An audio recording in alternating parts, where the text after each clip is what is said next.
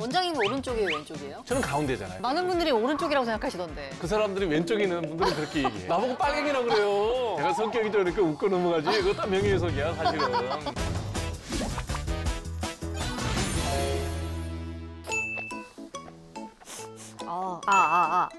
귀가 왜 이렇게 먹먹하지? 귀가 먹먹해요? 네, 감기 걸렸더니 귀가 이렇게 먹먹한 게 약간 이런 게 중이염인가요? 비행기 탔어. 뭐 중이염은 아닐 거고.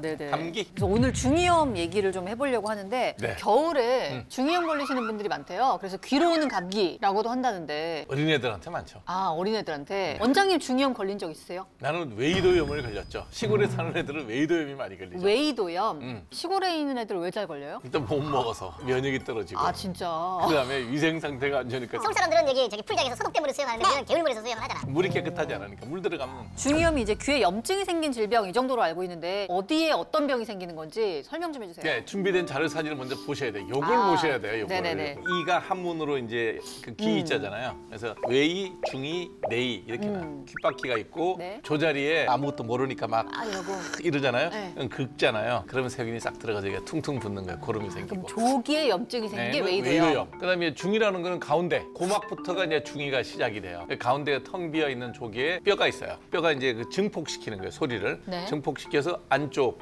달팽이관 쪽으로 있는 저쪽으로 넘겨주는 거예요. 소리가 요 귀로 들어가면 네. 그 진동을 이렇게 증폭시켜서 뇌 쪽으로 넘겨주는 거예요. 그래서 그 중이의 병이 생기는 게 중이염. 근데 차라리 웨이도는 아까 말한 것처럼 개울에서 세균 많은 물에서 그렇지. 하다가 들어가가지고 귀를 후비면. 긁을 수 있고 근데 네. 중이는 더 깊은 데 있으니까 잘 안 여기는 생기죠. 잘 안 생길 것 같은데요? 잘 안 생기죠. 생겨도 안 생기는데 주로 생기는 이유가 저 유스타키안 튜버가 어린애들 경우는 잘 막혀요. 막혀요? 우리 여기 땀 나잖아요. 네. 저기서 약간의 뭐 분비물은 조금씩 있어요. 그런 것들이 빠져도 나와야 되고 그다음에 외부 압력을 잘 맞춰줘야 되는데 저게 안 되면 꽉 막혀버리면 압력 조절이 잘 안 되는 상태에서 배출도 잘 안 되고 그러다 보면 안에서 이제 염증이 생기죠. 저기 유스타키안 튜브라고 적혀 있죠. 길쭉한 게 저게 네. 어디로 연결되냐면 우리 후두부랑 연결돼 있어요. 아. 그리고 우리가 귀가 먹먹할 때 이 중위의 압력하고 바깥의 외위의 압력이 서로 다르면 네. 먹먹해져요. 네네. 그래서 침을 한번 그쵸. 하면 침을 꿀떡꿀떡 삼키면서 외이도의 압력과 중위의 압력을 맞춰줘야 돼. 그래서 편안하죠. 그다음에 고막이 대부분 깨끗하냐? 꼭 그렇지는 않아요. 고막에 외상이 있어도 고막을 통해서도 들어가죠.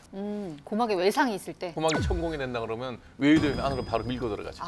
그러면 바로 염증이 더 쉽게 들어가고. 심하게 진행될 수도 있죠. 중이염 걸리면은 증상 같은 건 어떤 것들 있나요? 저게 이제 증상이 급성기에 나타나는 경우하고 네. 만성 중이염이 있어요. 급성 중이염이란 건 무조건 세균이에요. 세균이 들어가면 급성으로 들어갔으니까 당연히 아프죠. 그다음에 열나요. 그러니까 이거는 가서 항생제 투여하면 뭐 금방 진단되고 진단도 빠르고 외려 그러니까 급히 연락기 때문에 급히 치료가 되고 후유증도 많지 않아요. 그 귀가 아픈 게 귀를 막 잡아당길 때 아프잖아요. 외이도염이에요.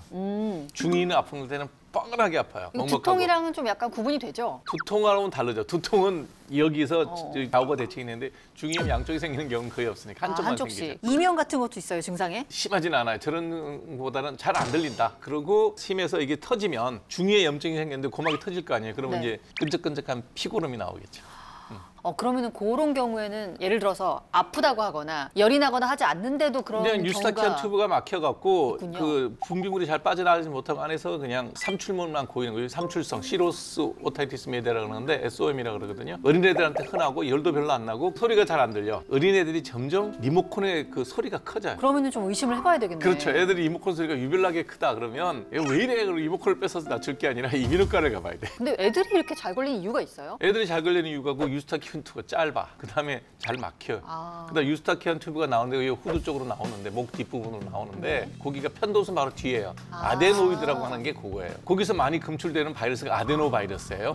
감기 바이러스 중에 그러니까 목감기 그랬다는 거 아데노이드 근처에 목감기가 걸린 거예요. 거기에 감기가 걸리면 유스타키안 튜브 그 열리는 자리가 그 자리야. 어린애들은 아데노이드가 발달을 해야 또 균으로부터 막을 거 아니야. 아데노이드가 네. 나쁜 게 아니라 아데노이드가 외부에서 이제 균이 들어오면 편도선 근처에서 싸워요. 그 면역 체계 덩어리인데 그게 비정상적으로 커. 그래서 이 유스타키안 튜브 입구를 막아요. 입구로 막으면 어떻게 되겠어요? 배설이 되고 압력 조절을 해줘야 되는데 기능이 네. 소실되잖아요. 그래서 거기서 이제 안에서 염증이 생기는 거죠. 그렇군요. 그게 비세균성이기 때문에 통증도 별로 없어. 열도 별로 안 나. 그냥 잘 안 들려. 애가 잘 안 들리니까 말도 잘 못하고 그러니까 계속 소리만 리모컨만 이제 크게 하는 거예요. 그거를 잘 진단을 해줘야 아이가 나중에 영구적으로 난청이 생기는 걸 막을 수가 있죠. 화농성 중이염은 이제 고름이 나오는 건가요? 그렇죠. 이제 아까 얘기했던 급성이 대부분 화농성이에요. 이게 문제가 뭐냐면 안에서 고름이 세균이 2차 감염되면 고막을 뚫어버리게 돼요. 안에서 염증 생겨서 고막이 녹아서 구멍이 뚫리는 거죠. 그리고 약간 또 심각한 것도 있다고요. 진주종이에요. 저거는 암이에요. 암. 진성암은 아닌데 네. 그 염증이 심해지면 안으로 이제 그 동글동글하게 진주 모양으로 파고 들어가요. 그래서 진주종이에요? 네. 그래서 저게 주변에 그 뼈들까지 막 파먹어요. 암세포가? 아까 이게 뇌 쪽으로 막 이게 자라 들어가요. 요거 심각하면 안면마비도 온다면서요? 그 여기 신경 얼마나 많은데 네. 흔히 볼 수 있는 병은 아니에요. 네. 항공성 중이염은 맨날 비행기 타면 0.7겹. 이거 그러면은 스튜어디스 이런 분들 좀 잘 걸리나요? 만약에 유스타키안 튜브가 기능이 좋지 않은 사람들은 비행하라 그러면 저거는 비행하시면 안 돼요. 유착성 중이염이라는 것도 있네요? 원래 고막이 안쪽 바깥쪽이 딱 이렇게 맞아서 약간 살짝 볼록해요. 근데 안에서 여기서 음압이 생기면 이렇게 안으로 밀려 들어가게 되죠. 들러붙는 거예요. 들러붙은 채로 계속 그대로. 네, 그 소리가 전달이 잘 안 되고 불편하죠. 예. 그리고 요거랑은 좀 약간 다른 얘기일 수도 있는데 네. 가수 아이유 씨가 그 이관이 계속 열려서 귀가 먹먹한 이관 개방증을 앓고 있다 이런 기사가 나오기도 했었대요. 그게 뭐 나도 이제 신문을 보기는 봤는데 네. 이게 왜 그러냐면 이관이라는 게 외부랑 연결돼서 요 조절을 하는 거잖아요. 그러면 쉽게 얘기하면 우리가 고무 튜브에 구멍 마개를 닫아놓은 거랑 똑같아. 필요할 때는 닫혀 있어야 되고 공기를 뺄 때는 열려야 되고 이래야 되는데 그냥 늘 열려 있어요. 그러니까 그쪽으로 염증이 계속 올라가죠. 왜냐면 이쪽은 항상 세균이 들어오는 자리니까. 중위는 고막이 막고 있고 유스타키안 튜브가 막고 있고 안에 뇌 쪽으로 막혀 있으니까 거기는 무균 지역이어야 되거든요. 그럼 만약에 이렇게 이관 개방증처럼 계속 열려 있으면 아무래도 염증이 잘 생기겠죠. 중이염 잘 생길 수밖에 타 없겠네요. 올라가니까 이쪽에서 이렇게 균이 올라가기 쉬우니까. 자, 이런 것들이 있는데 그럼 중이염은 뭐 이비인후과 가서 검사를 받아보면 되는 거죠? 대부분 가요. 네. 아프니까. 그렇죠. 아프기 전에 갈 리가 없지. 예, 안 아프고 소리 잘 들리는데 이비인후과를 네. 금지할 이유는 없죠. 근데 병원 가는 거를 제가 또 얘기하지만 지난번 머리가 아프거나 마음이 아프면 어디 가라고 그랬어요? 정신과. 네네. 예, 귀가 뭔가 좀 불편하면 이비인후과를 가시라는 거예요. 그게 제일 편하고 좋아요. 근데 검사를 이제 뭐 내시경, 이경 이런 걸로 하는데 아주 어린 경우에는 청력 검사도 하긴 하나 봐요. 할 것도 없어요. 보면 금방 알아. 이경 딱 보면 이비인후과에서 한번 딱 이렇게 째려보지. 그 정도만 돼도 큰일은 아닌 거예요. 그럼 어떻게 하냐면 그거는 여기다가 조그마한 튜브를 심어요. T튜브라고 해서 튜브를 딱 꼽아요. 고막에다가. 그럼 그걸로 이제 진물이 이제 쌓여있던 진물들이 쭉 빠지면 애가 갑자기 눈이 땡그레지고 잘 들어. 쭉 간단하네요. 굉장히 간단한 시술이에요. 근데 이런 이제 직접적인 치료도 있는데 대부분 또 약물 치료도 하나 보네요. 아니, 급성기에는 무조건 항생제 먹으면 잘 들어가요. 근데 이게 항생제가 말이 많다고 합니다. 왜요? 의사들의 의견이 좀 갈린다는데 네. 어떤 의사들은 이제 바이러스 치료에는 항생제가 딱히 도움이 되지 않는다라고 해서 이게 의견이 갈린다는 얘기가 있네요. 자, 교과서에는 저렇게 나와요. 화농성 중이염은 대부분 세균성이에요. 네. 항생제를 써야 돼요. 그다음에 쓰는 기간을 뭐 짧게 쓸 거냐, 충분한 기간을 쓸 거냐, 1, 2주, 2주까지 차이가 나는데 그거는 또 이제 의사들마다 의견이 좀 차이가 있는데 어떤 분들은 공공의료 쪽에 관심이 많은 분들은 항생제 왜 써? 안 쓸 수 있으면 안 써야지. 짧게 써야지. 이렇게 얘기하는 거고 대부분의 주치의는 환자가 오면 1대1이에요. 이 사람이 잘 나야 돼. 대중들이 어떻게 되는 거는 나중 문제고 내 환자가 잘 나야 돼요. 그러니까 항생제를 쓸 때 되면 확 쓰죠. 그럼 원장님은 후자 쪽. 나는 진단이 명확하면 쓸 약은 화끈하게 써요. 써야 된다. 네, 그리고 지지부진하게 오래 쓰는 게 제일 나빠요. 항히스타민제, 점막수축제 이런 거? 그게 이제 아까 이제 그 삼출물이 많으니까 그걸 네. 좀 말려야 되거든요. 네. 말려야 되는데 굳이 약물을 갖고 그럴 필요도 없다. 왜냐면 항히스타민제 말리는 걸 쓰게 되면 입 마르지, 코 마르지, 눈 마르지, 졸리지 이런 부작용들이 좀 있으니까 잠깐 쓰는 건 상관없어요. 귀에 직접적으로 물약을 넣는다고 하는데 네. 항생제가 네.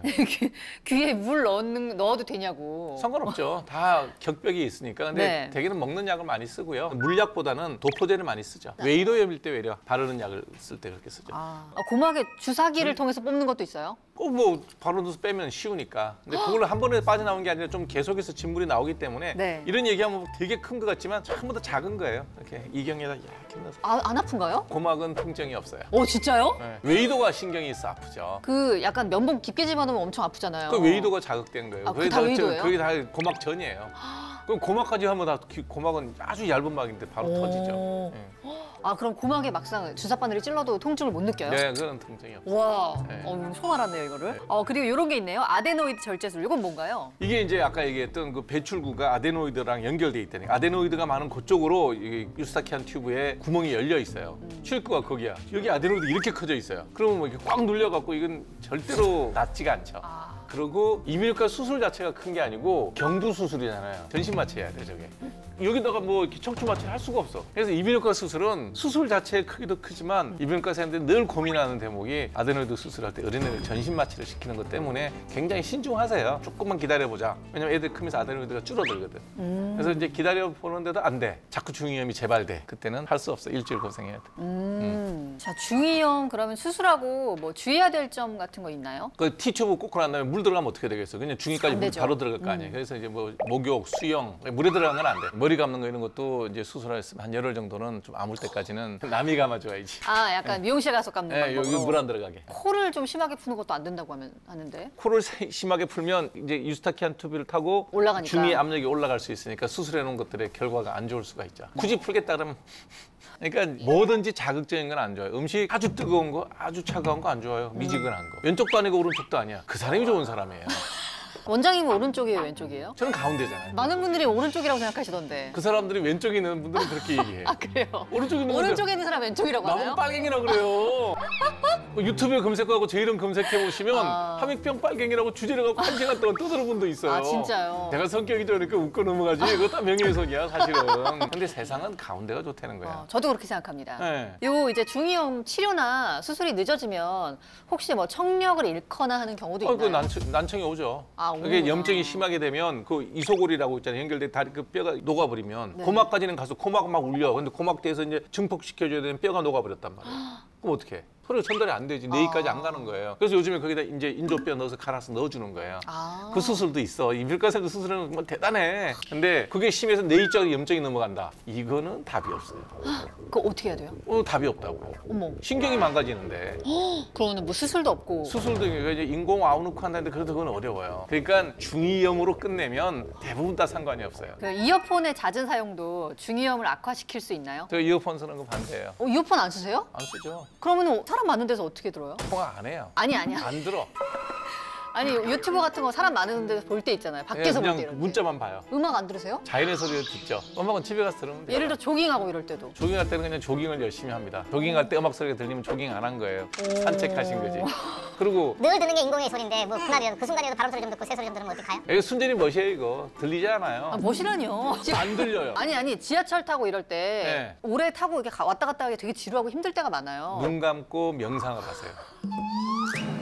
자, 그러면은 정리하면서 중이염 걸리지 않기 위해서 평상시에 뭐 해야 할 거라던가 아니면은 진짜 제일 하지 말아야 될 거. 중이염은 사실은 내 잘못으로 생기는 경우보다는 어린아이들의 경우에서 제일 많이 생기거든요. 어른은 잘 안 생겨요? 어른은 잘 안 생겨요. 그리고 제일 흔한 게 아이들한테 볼 때도 삼출성 중이염이에요. 아. 그리고 놓쳐서 이제 문제가 심각해지는 거죠. 네. 그렇기 때문에 엄마가 할 건 딱 하나야. 제가 갑자기 리모컨 볼륨이 커지지 않나. 아니면 애가 말을 하는데 목소리가 커져요. 지가 잘 안 들리거든. 안 들리니까. 그거 잘 체크해갖고 이비인후과 데리고 가면 왜 이렇게 늦게 왔어요 소리는 안 들을 정도로 갈 수 있어요. 그다음에 이제 성인의 경우에 생기는 건 다른 염증성 질환과 다 똑같아요. 내가 건강하지 않으면. 예를 들어서 뭐 내가 뭐 당뇨가 있다든지 내가 다른 지병이 있다든지 그럼 뭐 여기저기 이런 데 구석구석에서 이제 염증이 생기죠. 네, 그렇기 때문에 평상시에는 내가 건강하면 되는 거고 그다음에 청력이 조금이라도 좀 떨어진다. 귀에서 이상한 뭐 좀 소리가 좀 들리는 것 같다.